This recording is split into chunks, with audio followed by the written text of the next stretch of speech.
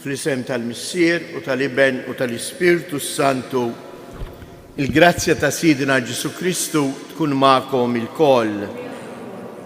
Noffru dan is-sagrifiċċju tal-Qudiesa għar-Ruħ Sophie Corser. Ħuti ejjew narfu ħtijietna biex nitħejjew tajjeb għal dawn il-misteri qaddisa li l-Mulej ħejja għalina.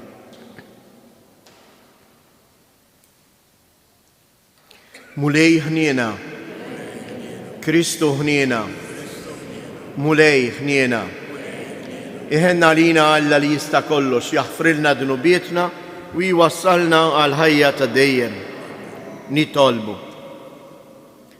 U Alla bl-ilma tal-Magħmudija inti tajt ħajja ġdida lil dawk li jemmnu fik. Żomm taħt il-ħarsien tiegħek lil dawk li twildu mill-ġdejt fi Kristu biex joħorġu rebbieħa fuq kull ħażen u jibqgħu fidili fil-grazzja u l-barka tiegħek. Bibnek Ġesu Kristu Sidina li hu Alla u li miegħek jgħix u jsaltan flimkien mal-Ispirtu Santu għal dejjem ta' dejjem.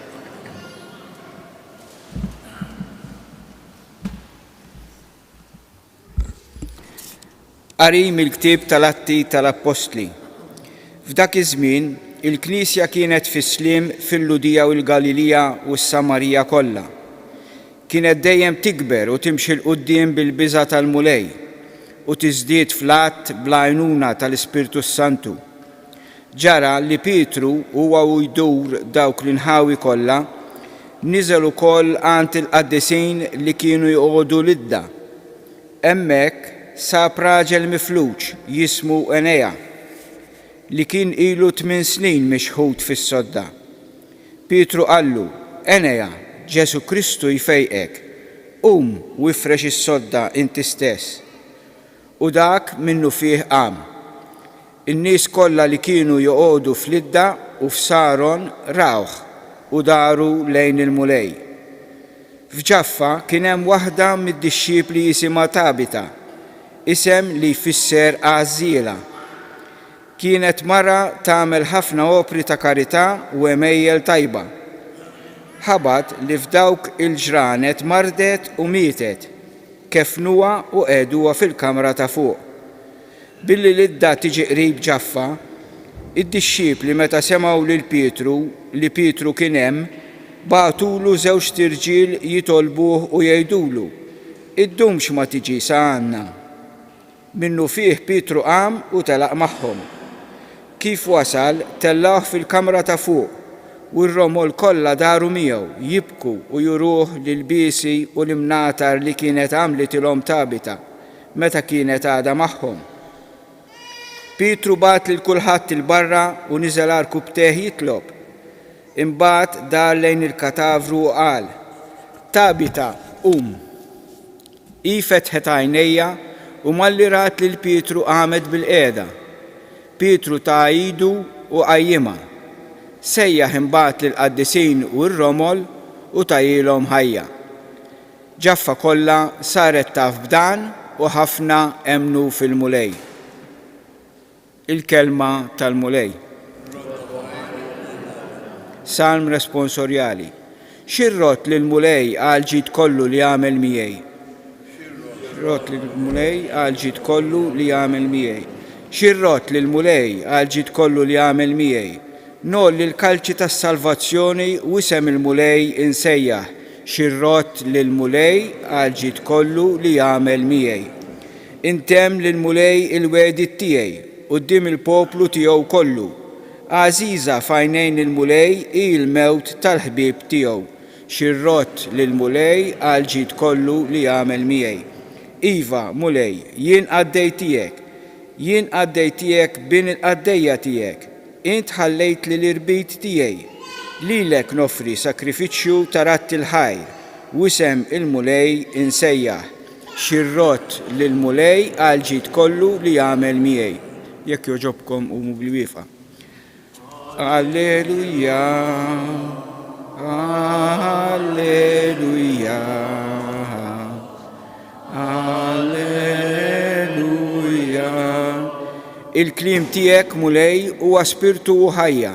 Int għandek il-klim tal-ħajja ta' dejjem.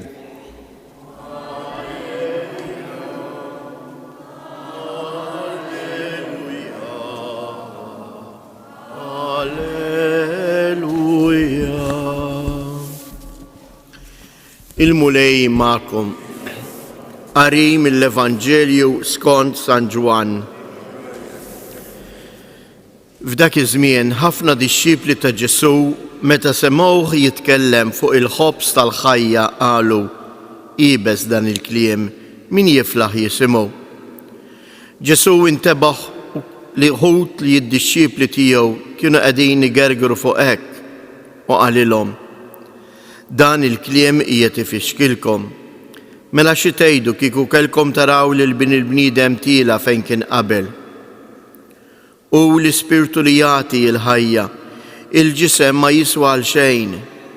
Il-kliem li jiena qedtilkom huwa spirtu u ħajja.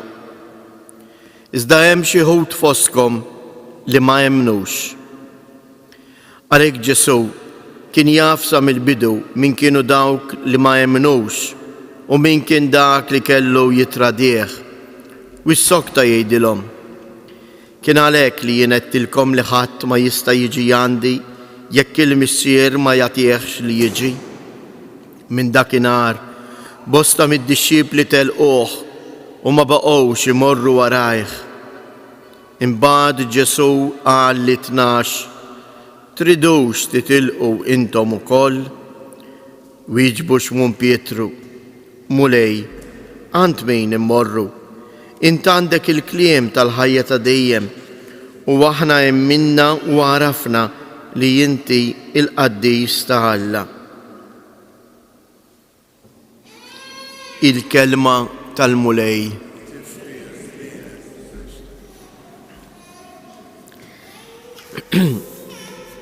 Il-Vanġelu tal-lum Eżies qed jistedinna biex nagħmlu għażla f'ħajjitna. Jew nirraġunaw kif irraġunaw uħud mid-dixxiepli ta' Ġesu dan il-kliem tiegħek huwa qiebes wisq. Jew nirraġunaw bħal Pietru.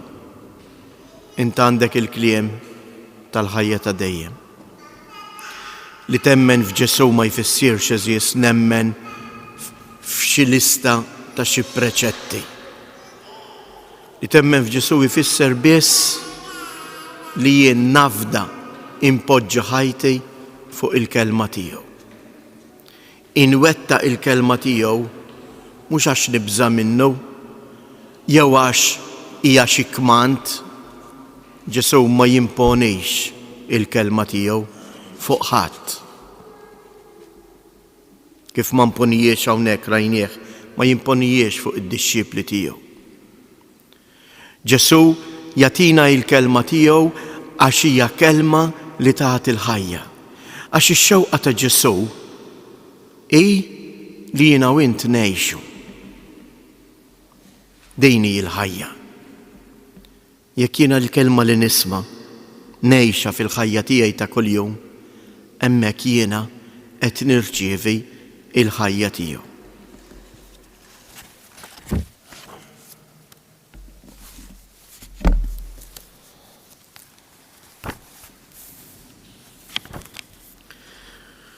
Ħuti eżjes ejjew nitolbu biex aħna li bil-magħmudija intfinna u qomna mal-fid u qomna fi Kristu narfu ngħixu il-ħajja tagħna ta' dixxiepli tal-Mulej. Nitolbu għal Papa Franġisku, għall isqfijiet u s-saċerdoti biex fl-istqarrija tal-fidi tagħhom iqawwu wkoll il-fidi tagħna. Nitolbu għaż-żgħażagħ tagħna biex huma wkoll jarfu jilqgħu is-sejħat li l-Mulej Ġesu qed jgħidilhom. Nitolbu għal morda fl-isptarijiet tagħna biex filwaqt li jġorru b'fidi id-batija jarfu joffru din id-batija għas-salvazzjoni ta' ħutom. Nitolbu. Għalina il-koll biex narfu nażlu tassew li nibnu il-ħajja tagħna, il-valuri tagħna fuq il-kelma ta' Kristu. Nitolbu. Nitolbuk Mulej biex minn dan is-santwarju għażiż ta' Ommok Marija, il-mara tal-fidi, il-mara li jgħixet il-kelma, tqawwi il-familji tagħna u ssaħħaħhom fl-imħabba u l-fedeltà tagħhom lejn xulxejn. Nitolbu. Fiskiet inresqu it-talbiet tagħna.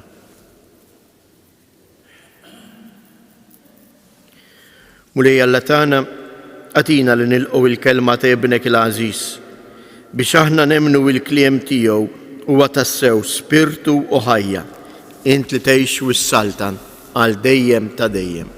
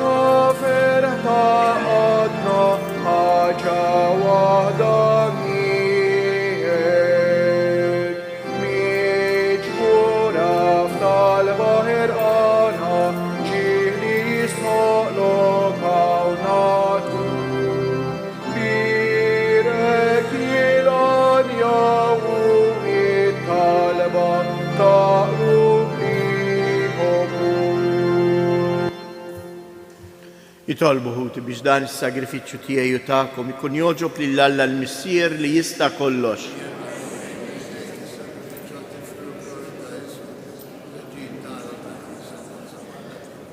Ħen Mulej għall-familja tiegħek u ilqa' l-offerta li qiegħda tagħmillek. Għatija l-għajnuna u l-ħarsin tiegħek biex ma titlifx il-grazzi li qalet u tasal għall-lejna ta' dejjem fis-sema bi Kristu Siedna. Il-Mulej magħkom, nerfu lubna il-fuq, nizzu ħajr lill-Mulej Alla tagħna. Sewwa u xieraq tas-sew Mulej tajjeb u taġid tas-salvazzjoni tagħna li dejjem nistqarru bil-glorja tiegħek, iżda b'ferħa akbar inxandruha f'dan iż-żmien li fih ġie sagrifikat Kristu il-ħaruf tal-għid tagħna. U erret il-ħażen tagħna tal-imoddi, ġeddet il-ħolqien kollu li kien iġġarraf u reġa' tagħna l-ħajja fis-safa kollu tagħha. Għalhekk f'dan il-ferħ tal-għid imxerret ma' kull imkien fid-dinja, il-bnedmin kollha jimtlew bilena u l-qawwiet tas-sema u s-sitat tal-anġli jinżġu l-innu tal-glorja tiegħek u bla qiegħda itennulek Qaddis, Qaddis, Qaddis. Mulej Alla tal-Eżerċitu, Ismawit u l-art mimlija bil-glorja tijek. Osanna fl-ola tasmewiet. Imbirek min ġej fisem il-mulej. Osanna fl-oli tasmewiet. Għaddis ta' sawint mulej intilajn ta' kull qdusija, għaddis għalek nitolbuk dawn l-offerti bil-barka tal-Ispirtu tijek biex jisiru għalina il-ġisem u d-dem ta' Sidina Ġesu Kristu. Li meta kien sejnata biex mirrajħ ibati ħal ħobs radd il-ħajr qasam tar id-disċipli tiegħu u qal ħudu u kulu il-kol minn dan, għax dan huwa ġismi li jingħata għalikom.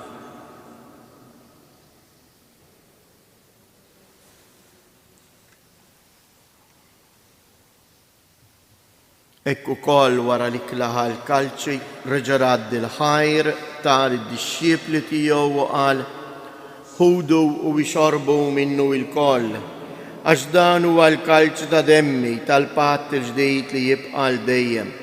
Id-dem li jixxerret għalikom u għal-bnedmin kollha għal maħfra ta' dnubiet. Għamlu dan b'tifkira tiegħi.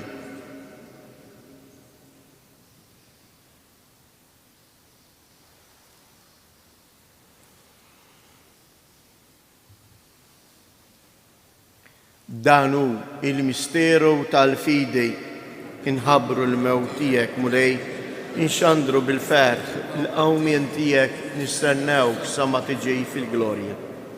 Għalhekk aħna nagħmlu dan b'tifkira tal-mewt u l-qawmien ta' Sidina Ġesu Kristu, nofrulek mulej il-ħobs tal-ħajja u l-kalċej tas-salvazzjoni u nroddulek ħajr għaliex oġbok tilqana hawn quddiemek biex naqduk. U mitċa kontana nitolbu li l-Ispirtu Santu jaqadna f'ġisem wieħed lilna li nieħdu sem il-ġisem u id-dem ta' Kristu. Ftakar mulej fil-Knisja tiegħek imxerda mad-dinja kollha u ittaqa' fl-imħabba fl-imkien mal-Papa Franġisku, mal-Isqof tagħna Anton, l-isqfijiet u l-ministri tiegħek kollha. Ftakar ukoll f'ħutna li raqdu bit-tama tal-qawmien. Ftakar fil-mejtin kollha. Daħħalhom quddiemek fid-dawl tas-sebħ tiegħek. Ħenna lina l-koll nitolbuk. Għati lilna wkoll il-wirt tal-ħajja ta' dejjem flimkien mal-Verġni mqazzhom Malla Marija, ma' San Ġusepp, l-Apostli u l-Qaddisin kollha li jgħixu fil-ħbiberija tiegħek sa mill-bidu tad-dinja. Għamel li magħhom infaħruk u insebħuk b'Ġesu Kristu ibnek.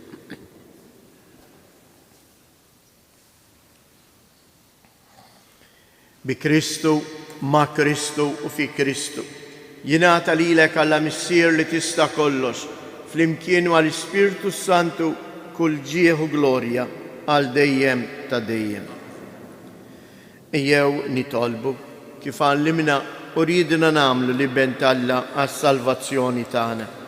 Missierna li inti fis-smawiet jitqaddes ismek, tiġi saltnatek, ikun it-tritient kif is-sema hekk fl-art.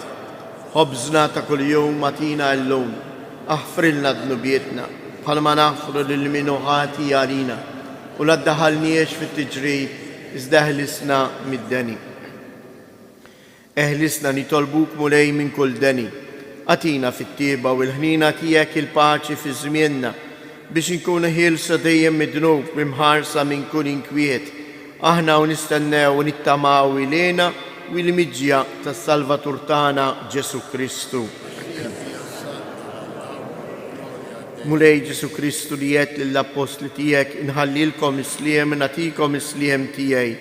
La tħariex lejn dnubietna, iżda ħares lejn il-fidi tal-Knisja tiegħek. Għatija isliem u laqda li jint trid fija, jint li tgħix wis-saltan għal dejjem ta' dejjem. Il-paċi tal-mulej tkun dejjem magħkom. Għatu l-paċi lil xulxin.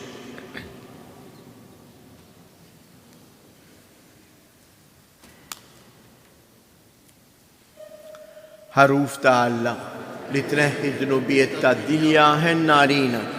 Ħaruf ta' Alla li tneħħi d-dnubiet tad-dinja ħenna għalina. ħarruf Alla li tneħħi d-nubiet tad-dinja għatina il-paċi.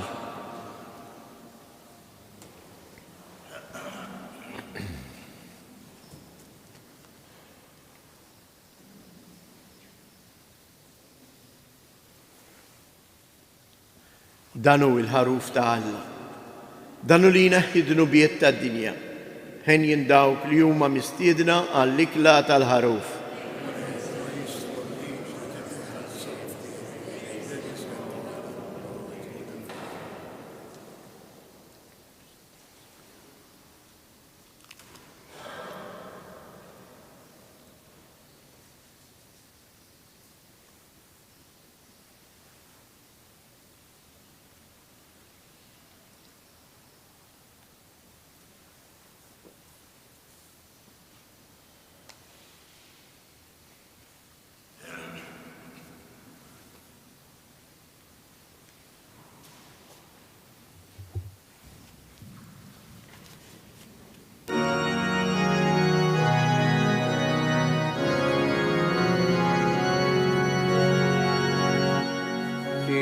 Alla bil-fer inkantaw, għan jatarat il-ħajr nannu l-mulej. Għan ersku uddimu bil-fer rita mafalna, għan annu għan jaġdida l-sidi sema u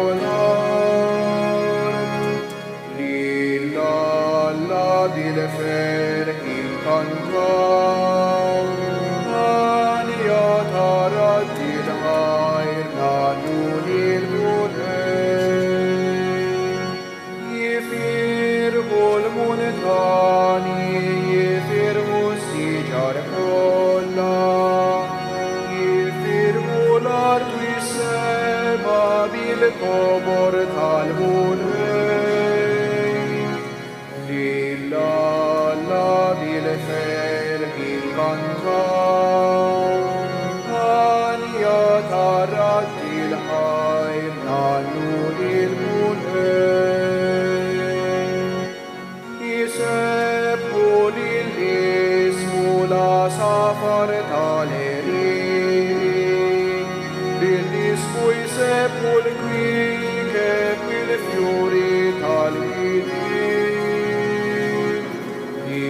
Alla bil-fer inkantaw, għan jatarat il-ħajr nannu l-mulej.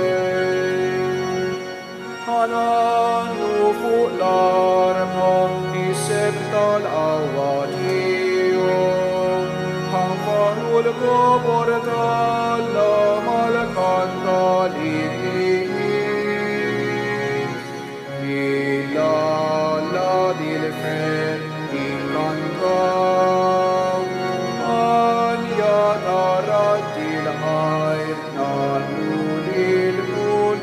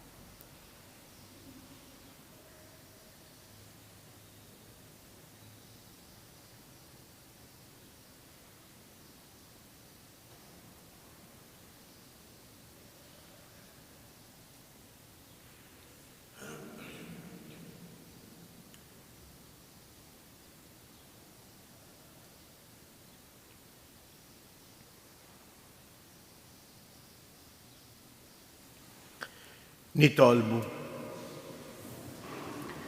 Xerred dejjem u lej il-ħnina tiegħek fuq dawk li jint salvajt. Żommhom taħt il-ħarsin tiegħek biex dawk kollha li nfdew bil-passjoni ta' ibnek jibqgħu iġarbu il-ferħ tal-qawmien tiegħu u li jgħixu jisaltan għal dejjem ta' dejjem. Ejdu flimkien tliet Ava Marijiet l-Omna Marija ekku nitolbu għal aktar vokazzjonijiet. Dan huwa il-ħadd, dan il-weekend il-ħadd id-dedikat għal vokazzjonijiet. Sliem għalik Marija, bil-grazzja mimlija l-mulej miegħek. Imbierka inti fost in-nisa, imbierek il-frott tal-ġuf tiegħek Ġesu.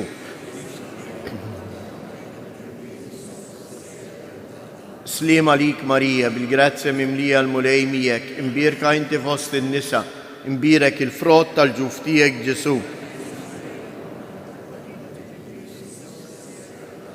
Sliem għalik Marija, bil-grazzja mimlija l-mulej miegħek. Imbierka inti fost in-nisa, imbierek il-frott tal-ġuf tiegħek Ġesu.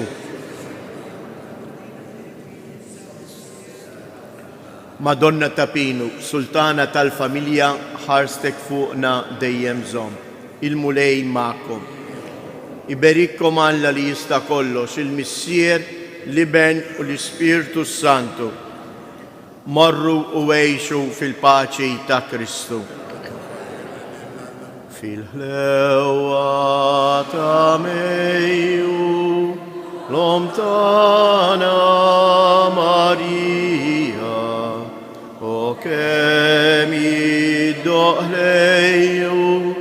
dak ismek sabiħ, kem toħroġ qawwija dil-kelma min qalbna bit-tama li talna jatik l-akbar ġie.